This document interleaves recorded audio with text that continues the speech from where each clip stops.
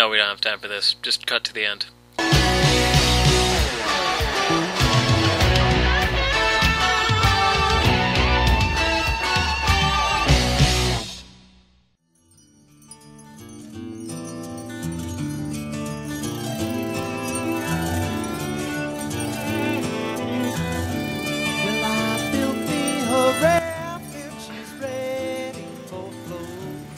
Hey guys, I've decided to do something a little different this time.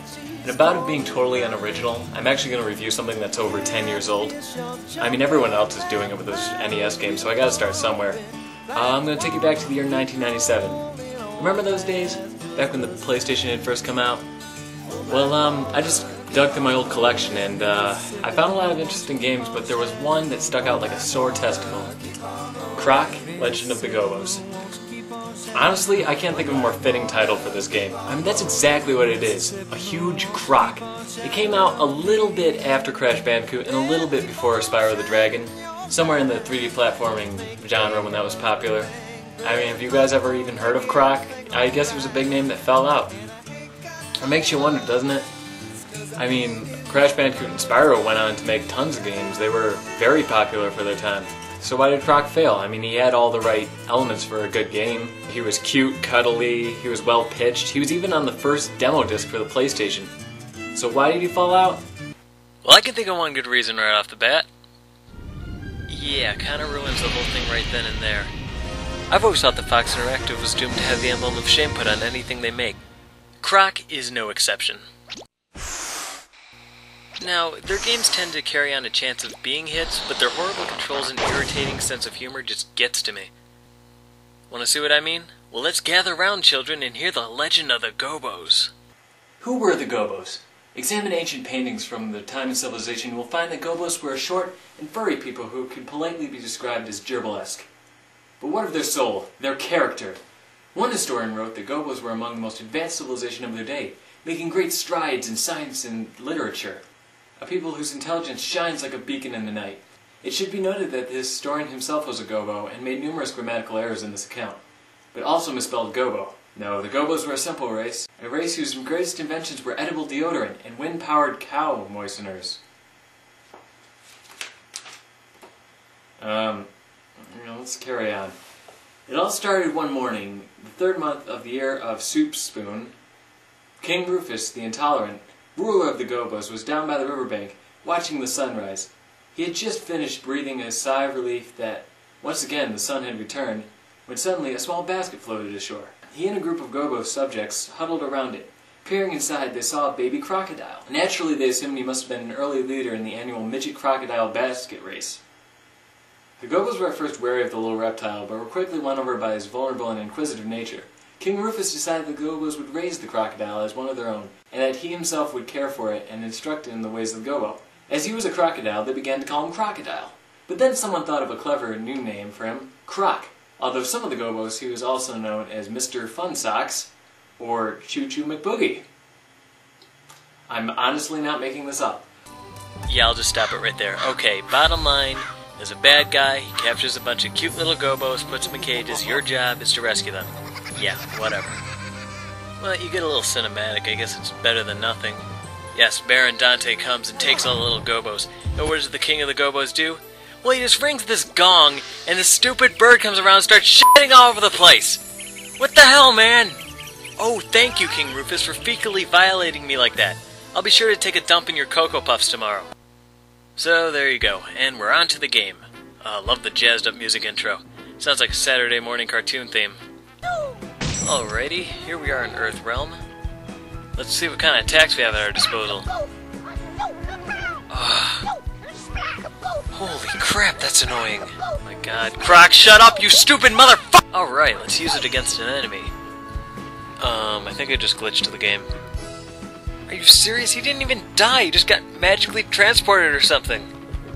I mean, wouldn't it have killed them to make a cool death scene for the bad guys? After all, they locked your little furry friends in cages. You wouldn't see this in Crash Bandicoot or Spyro. When enemies die in that game, you know it. You feel it. But no, in Croc, they just get brushed away. Way to be. So let me break the game down for you. You are Croc. You collect many Gobbos scattered around the island or whatever. 6 Gobbos to each stage. Gotta love the stage names too. Okay, it was cute in Crash Bandicoot, but give me a break. Okay, so in the course of gameplay, there are these orbs you collect. They determine your health. If you're damaged, the orbs scatter everywhere. And if you're hurt without any orbs on hand, you perish. Wow, that's the most original idea I've ever heard for a gameplay element. Top shelf, FI, top shelf. So apart from your awesome tail whip attack, your other attack is the ground pound. But it feels more like a liability than anything. It's because you gotta press jump twice, which in most games would be a double jump. Instead, this lands you neck deep in lava. By the way, you're gonna die, and you're gonna die a lot. And the best part about this is there's no indication that you died. It just happens so quickly. You could literally blink and die, not even knowing it. You wanna see the cheapest death ever? Which is not to say the game is difficult, it's just frustrating. I mean, the layout of some of these levels is just ridiculous. Don't worry, I'll save you, little Gobbo. I just gotta find the key. Let's see, is it in here? No. Oh no. No, tell me I didn't just do that. It's on that platform, isn't it? Man, why would you make the only way to get the key a breakable platform? And you know what? It doesn't come back, ever, even if you leave the room. Guess my little Gobbo is screwed. Now wait a second, what's on that ridge? Can I get to that? I think I can. Come on, come on. Frick! Double frick! Come on, come on! Frick a frick on a stick!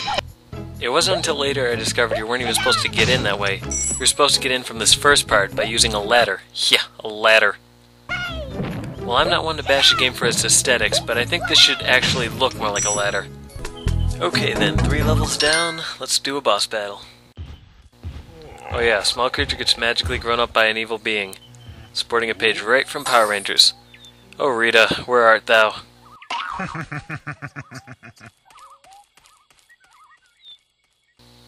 Now what I'm about to show you is not one boss battle. This is all of them. Literally, all you do is just run around and try to avoid this boss until he tires out. Then you go over and tail whip him. Rinse and repeat twice more and he dies. Well, it's assumed he dies. My favorite is one where Dante decides that the best way to get revenge on Croc is to send this guy out with a dildo on his back. Yeah, that's right. Ooh. Overload. Pleasure overload! Seriously, who conceives what I'm witnessing right now? Run for your life! It's Flying Kamikaze Dildo Man! Who conceives this? This is the most disturbing video game moment I've ever played! And that's saying something, because I've played DDR! And when the battle has ended, Flying Kamikaze Dildo Man has been freed of his entrapment. And he just walks away as the dildo perishes into nothing, and the bird comes over and starts doing what it's been doing all game. My thoughts exactly.